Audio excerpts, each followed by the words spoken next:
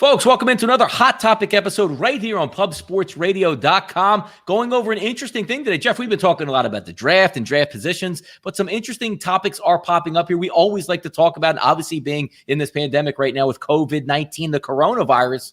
The question I have for you, Jeff, are college sports going to change as we know it, or once we get back, just going to be status quo? Well, I guess I'd have to ask the question of what do you mean by change? Look, do I think that college football starts on time? I think it's hypothetically a reason to think it will. I mean, I think if you go and talk to most college football coaches, they'll tell you that I think as long as July 1st they can start doing things with teams, they'll be fine and ready to go. I do think there are going to be programs that will probably discontinue certain sports, but that's been going on for years. We just have to understand most of those groups make very little, if any, money for their institution. And at the end of the day, that's all that matters. You look at today, Cincinnati University decides they're going to discontinue men's soccer. Now, Donnie, according to the average college in Division I, do you know how much men's soccer brings into the program? How much is it? It's like around $500,000 a year. Yeah. Basketball and football brings in tens of millions of dollars. It's money at the end of the day, and it's sad. I mean, you hate to see it if you're a guy that plays soccer at Cincinnati, but it's going to happen. There's things going on where they're going to have to cut programs.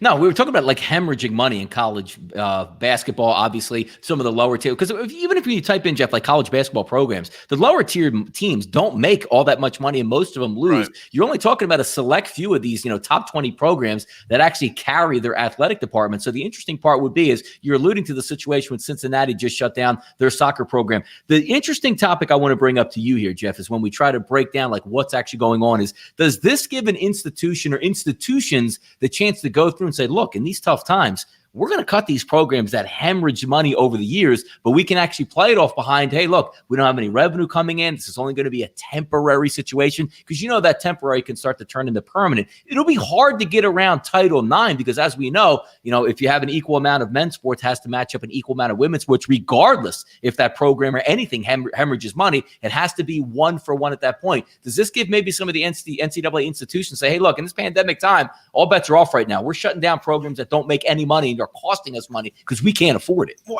I think that's something that they should have done. I mean, Donnie, there's a problem in this country with this incredible amount of waste we have. Like we ostentatiously have all this stuff and we don't need.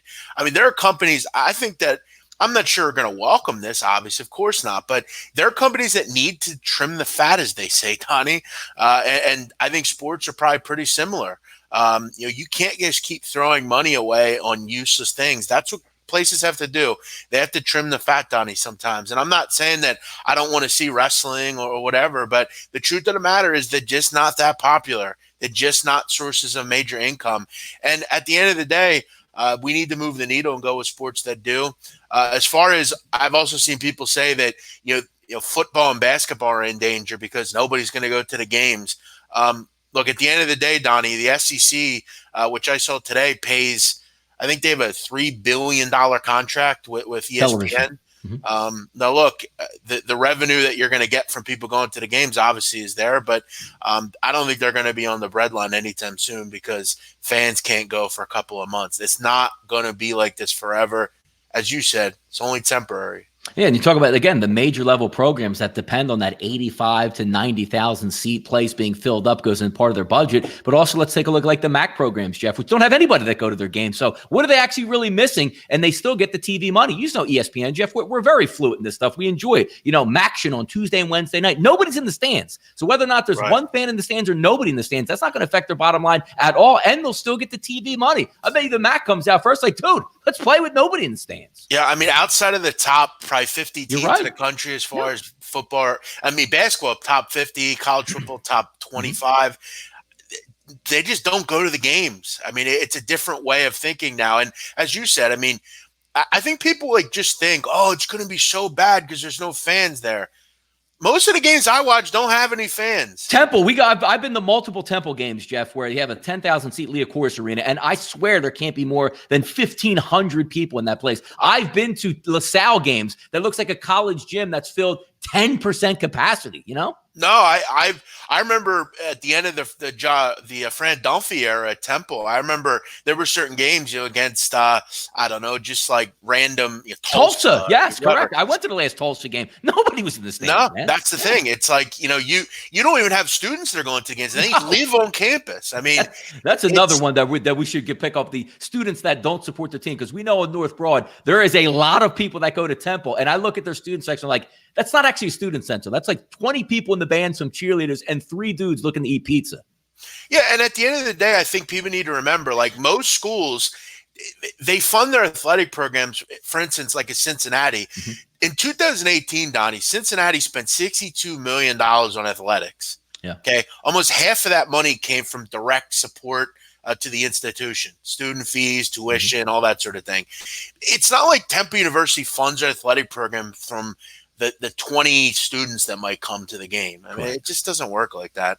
Now, are some of these SEC schools going to suffer? Yes, but it's only temporary. The great thing about it, Donnie, is they make this thing. It's called a TV. Mm-hmm. And you can go to most stores now and get a nice TV for like $400. Mm-hmm. You can get any channel you want anywhere in the world, and you can watch the game there, and they get money for that. No, and Jeff, we even watched it like the Big East tournament. Prime example, New York City. The last game that was played before everything got shut down, where Seton Hall played the St. John's in the Garden in front of like 250 people. I swear, Jeff, it still sounded like there was 15,000 people in the arena, and they played hard. We will get over it. If the people are out there that say, even in college sports, like, well, they can't play, because I see like the Ohio State AD. We don't want to play if fans aren't in the stands. You'll play, because when that money comes in from the organizations that pay it, the ESPNs, the CBSs, and say, look, you put this on, you're still going to get X amount of dollars, Jeff. They're playing. No, listen, money's the great evil at the end of the day. That's what they're in this for. Money's the root of all evil, and it really is. Anything that is controlled by money, there's always something going on. They'll be in there. They'll be playing. Donnie, let me ask you before we go. Yeah. And I know you and I have similar opinions on sports coming back. Okay, you have Labor Day is usually when the college football season starts. Correct. Yep. What's the chance that those games are? Look, I'm not saying fans are going to be there. Obviously, they're not. But what's the chance that those teams play week 1?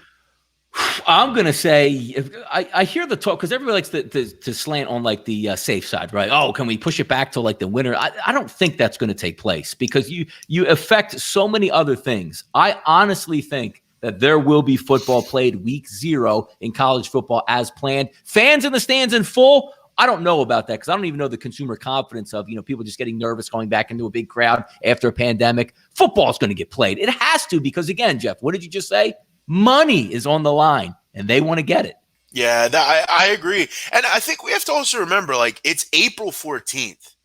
July 1st is a long way away. I was thinking about that yesterday, Donnie. Yeah. I'm going to be 31 on July 10th. I'm thinking that's 3 months away from now.